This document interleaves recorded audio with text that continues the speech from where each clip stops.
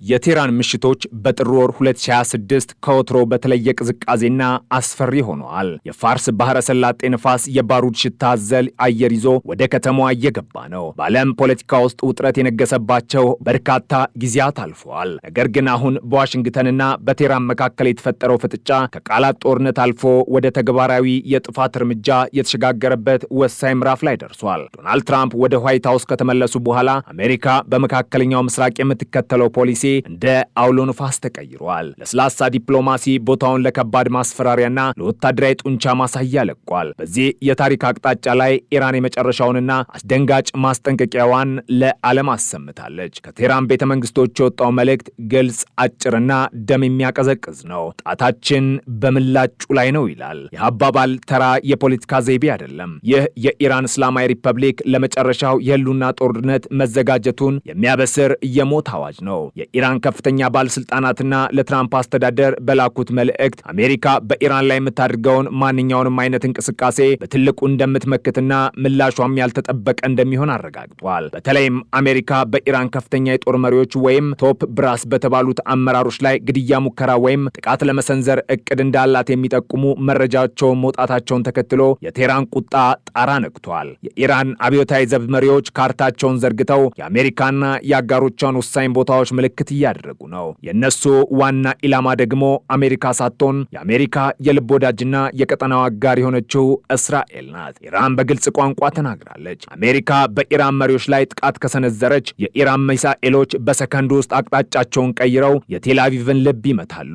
ይህ ማስጠንቀቂያ በእስራኤል የንግድና የባህል ማዕከል በሆነችው ቴል አቪቭ ላይ የተደቀነ የሞት ጥላ ነው። የቴል አቪቭ ልብ ሲሉ ኢራናውያን የከተማዋን ዳርቻ ወይም ወታደራዊ ካምፖች ማለታቸው አይደሉም። እነሱ እያወሩ ያሉት ስለ ከተማዋ የመኖሪያ ህንፃዎች፣ የንግድ ማዕከላትና የህዝብ መዝናኛ ስፍራዎች ነው። ይህ አይነቱ ዛቻ ጦርነቱን ከወታደራዊ ግጭት ወደ አጠቃላይ የህዝብ እልቂት ሊቀይረው የሚችል አደገኛ እርምጃ ነው። የኢራን ባለስልጣናት ይህንን ሲናገሩ እጃቸው በእርግጥም በሚሳኤል ማስወንጨፊያ ቁልፎች ላይ እንዳለ ለዓለም ለማሳየት እየሞከሩ ነው። በዋሽንግተን ዲሲ በኩል ያለው ዝግጅትም ከዚሁ ያነሰ አይደለም። የትራምፕ አስተዳደር ወደ ስልጣን ከመጣ ጀምሮ የኢራንን አደጋ ለአንዴና ለመጨረሻ ጊዜ ለመቅረፍ ቆርጦ ተነስቷል። ከፔንታጎን የሚወጡት ሚስጥራዊ መረጃዎች እንደሚያመለክቱት አሜሪካ የባቡን ራስ የመቀጥቀጥ ስትራቴጂ እየነደፈች ነው። ይህ ስትራቴጂ ኢራንን እንደ ሀገር መውጋት ሳይሆን የኢራንን ወታደራዊና ፖለቲካዊ መዋቅር የሚዘውሩትን ቁልፍ ሰዎች ኢላማ ማድረግ ነው። ከዓመታት በፊት ጀነራል ቃሲም ሱሌይማኒ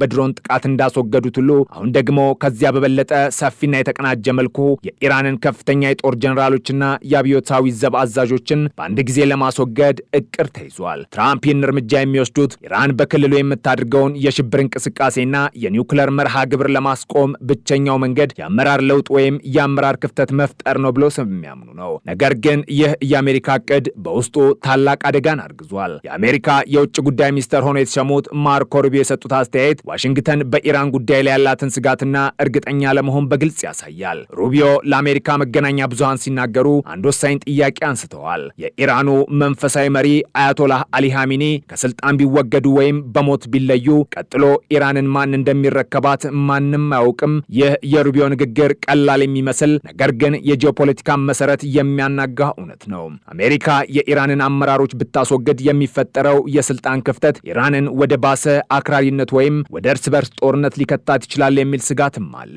አያቶላህ አሊ ኻሜኒ ለዓመታት የኢራን የፖለቲካና የሃይማኖት ማዕከል ሆነው ቆይተዋል። እሳቸው የኢራን የማይነካ ምልክት ናቸው። አሜሪካ በሳቸው ወይም በቅርብ ተተኪዎች ላይ ጥቃት መሰንዘር ከጀመረች ይህ ለሺአ ሙስሊሞች እንደ ሃይማኖታዊ ጦርነት ሊቆጠር ይችላል። ሩቢዮ ይህንን ክፍተት ማንም የማያውቀው ጥቁር ጉድጓድ ሲሉም ይገልጹታል። ኻሜኒ ከሌሉ አብዮታዊ ዘቡ ስልጣን ሙሉ በሙሉ ይቆጣጠራል ወይስ ልጃቸው ሞጅታባ ኻሜኒ ይተካሉ ወይስ ሀገሪቱ ብተና ውስጥ ትገባለች? አሜሪካ የአመራር ለውጥ ለማምጣት አስባ ኢራንን ወደ ሶሪያ ወይም ወደ ሊቢያ አይነት የትርምስ ቀጠና እንዳትቀይራትም ስጋት አለ። ይህ ደግሞ ለመካከለኛው ምስራቅ ብቻ ሳይሆን ለዓለም አቀፍ የነዳጅ ገበያና ለዓለም ሰላም ትልቅ አደጋ ነው። ይህ በእንዲህ እንዳለም በእስራኤል በኩል ያለው ዝግጅትና ስጋት ከፍተኛ ደረጃ ላይ ደርሷል። የኢራን ሚሳኤሎች ወደ ቴል አቪቭ ከተተኮሱ የእስራኤል አይረንዶምና ዴቪድ ስሊንግ የተባሉት የአየር መከላከያ ስርዓቶች ብቃታቸውም ይፈተናል። ቴል አቪቭ የእስራኤል የኢኮኖሚ ደም ስር ናት። በሚሊዮኖች የሚቆጠሩ ሰዎች የሚኖሩባት፣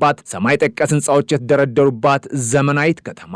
ኢራን የቴል አቪቭን ልብ እንመታለን ስትል እነ እነዚህን ህንፃዎች ወደ ፍርስራሽ ለመቀየር ማቀዷን ነው። የእስራኤል መሪዎች ይህንን ዛቻ በቁም ነገር ተቀብለውታል። የከርሰ ምድር መጠለያዎች ተከፍተዋል። ሆስፒታሎች በተጠንቀቅ ቆመዋል። የጦር ጀቶች ሞተራቸውን አሙቀው ትዕዛዝ እየጠበቁ ነው። እስራኤል አሜሪካ በኢራን ላይ ለምታደርገው ማንኛውም ጥቃት እንደ መነሻና እንደ ኢላማ ልትሆን እንደምትችል ጠንቅቃ ታውቃለች። ከቴህራን የሚሰማው ድምፅ ግን የመሸበር ሳይሆን የጀግንነትና የልበ ሙሉነት ነው። የኢራን አብዮታዊ ዘብ አዛዦች በብሔራዊ ቴሌቪዥን ቀርበው የሚናገሩት ንግግር ህዝቡን ለጦርነት የሚያነሳሳ ነው። አሜሪካ ስህተት ከሰራች የመጨረሻዋ ስህተት ይሆናል ይላሉ።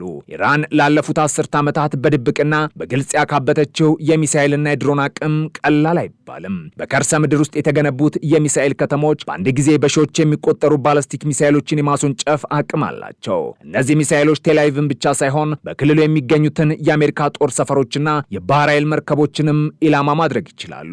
ኢራን ጣታችን በምላጩ ላይ ነው ስትል ይህንን አቅሟን ተማምና ነው። የትራምፕ አስተዳደር በበኩሉ ከፍተኛ ጫና ወይም ማክሲመም ፕሬዠር የተሰኘውን ፖሊሲ ወደ አዲስ ደረጃ አሸጋግሮታል። ኢኮኖሚያዊ ማዕቀብ ብቻ በቂ እንዳልሆነ በማመን ወታደራዊና የደህንነት ዘርፉን ያካተተ ጥቃት ለመሰንዘር ዝግጅት ተደርጓል። ፔንታጎን ለፕሬዝዳንቱ ያቀረባቸው አማራጮች ውስጥ የኢራንን የኒኩለር ማብለያ ጣቢያዎች መደብደብ፣ የኢራንን ባህር ኃይል ማውደምና ቁልፍ የሆኑ ወታደራዊ አመራሮችን መግደል ይገኙበታል። ትራምፕ ያልተጠበቀ እርምጃ በመውሰድ የሚታወቁት መሪ በመሆናቸው ቴህራን ይህንን ጉዳይ እንደ ተራ ማስፈራሪያ አልወሰደችውም። እንዲያውም ቴህራን ለዋሽንግተን የላከችው መልእክት አትሞክሩን የሚል ሳይሆን ከሞከራችሁን ውጤቱን ትቀበላላችሁ የሚል ማስጠንቀቂያ ነው። በዚህ የሁለት ኃያላን ፍጥጫ መካከል የዓለም ዲፕሎማሲ ተዳክሞም ይታያል። የአውሮፓና የኤስያ ሀገራት ውጥረቱን ለማርገብ የሚያደርጉት ጥረት እስካሁን ፍሬ አላፈራም። ማርኮ ሩቢዮ እንዳሉት የኢራን የወደፊት ዕጣ ፈንታ ግልጽ አለመሆን ችግሩን ይበልጥ አወሳስቦታል። አሜሪካ አሁን ያለውን አገዛዝ ብታስወግድ የሚመጣው ለውጥ ለዓለም ሰላም የተሻለ ይሆናል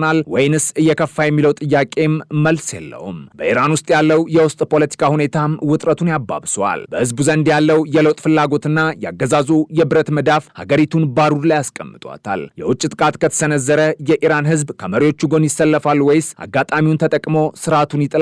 ይህ ለአሜሪካ ስትራቴጂስቶች የቤት ስራ የሆነም ጥያቄ ነው። አሁን ባለው ሁኔታ የሰዓት ቆጣሪው በፍጥነት እየሮጠ ነው። በፋርስ ባህረ ሰላጤ ላይ የሚንሳፈፉት የአሜሪካ የጦር መርከቦች በቴህራንና በቴልአቪቭ ሰማይ ላይ ያንዣበበው የጦርነት ደመናና የመሪዎቹ እልህ አስጨራሽ ንግግሮች ዓለምን ወደማይፈለግ አቅጣጫ እየገፋት ነው። አንዲት የተሳሳተች ጥይት፣ አንድ የተሳሳተ የስለላ መረጃ ወይም አንድ ስሜታዊ ውሳኔ መላውን ቀጠና በሳት ሊያጋየው ይችላል። ኢራን ጣቷን ከምላጩ ላይ ታነሳለች ወይስ አሜሪካ የእባቡን ራስ ለመቀጥቀጥ የያዘችውን እቅድ ትተገብራለች? የዚህ ድራማ ቀጣይ ክፍል በቅርብ ቀናት ውስጥ የሚታይ ይሆናል። እስከዚያው ግን የቴህራን የቴልአቪቭና የዋሽንግተን ነዋሪዎች የነገን ቀን በስጋት ከመጠበቅ ውጪ አማራጭ የላቸውም። የሁኔታው አሳሳቢነት የሚመነጨው ከጦርነቱ ስፋት ብቻ ሳይሆን ከሚያስከትለው የጎንዮሽ ጉዳት ጭምር ነው። ኢራን የሆርሙዝን ባህረ ሰላጤ ለመዝጋት ብትወስን የዓለም የነዳጅ አቅርቦት ይቋረጣል። የኢኮኖሚ ቀውስም በዚያው ልክ ይፈጠራል። ሄዝቦላህ ከሊባኖስ፣ ሁቲዎች ከየመን